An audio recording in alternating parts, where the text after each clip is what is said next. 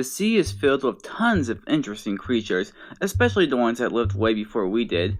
While they're not around in modern time, we still make documentaries and movies about them, and it's time we put two famous movie sea monsters head to head, like the Megalodon from the Meg and the Mosasaurus from Jurassic World. Both creatures have shown to be the top predator in their own world, but when they finally meet face to face, there can only be one apex predator of the deep. It's time to see which of these two deep-sea movie stars will take the victory. Both are really big and use their bite as their main weapon, but will fish overthrow mammal or will mammal be supreme? Let's check out the prediction poll to see what everyone thinks. 69% for the Meg and 39% for the Mosasaurus. Well, let's see if they're right or wrong. Let this deep-sea battle begin.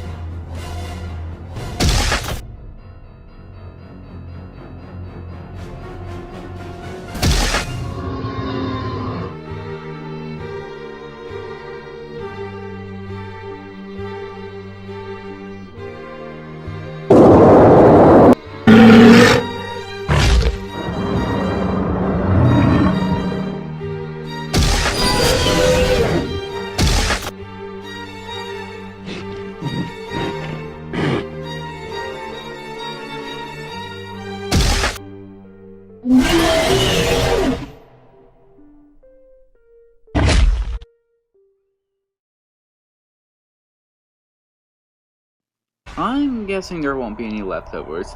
Now, both sea monsters were impressive in their own ways, with the Mosasaurus being around 40 meters long and the Meg being 23 meters long.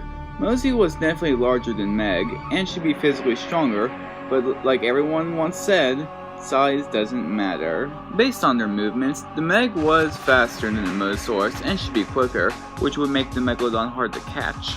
And despite the size difference, the Megalodon still had a stronger bite. While yes, I am using the movie versions, they should still be comparable to their realistic counterparts.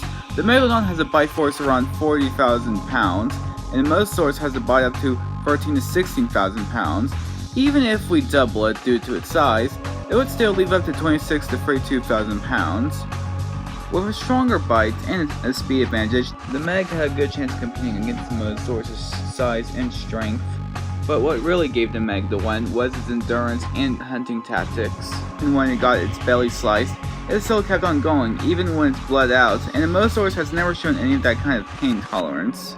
Also, the Mosasaurus' main hunting style is ramming and tearing their prey after they're weakened, but I don't think that tactic would work when your opponent is faster and has a better pain tolerance.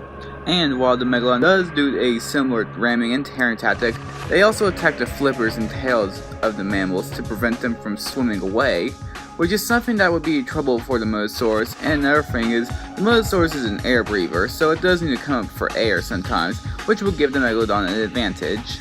Also, the Mosasaurus has been in an enclosure its whole life, while the Megalodon has lived in a deep part of the Mariana Trench hunting and battling large sea creatures.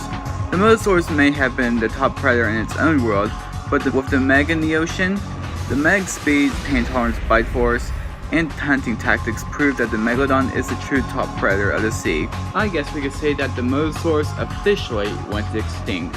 The winner is the Megalodon.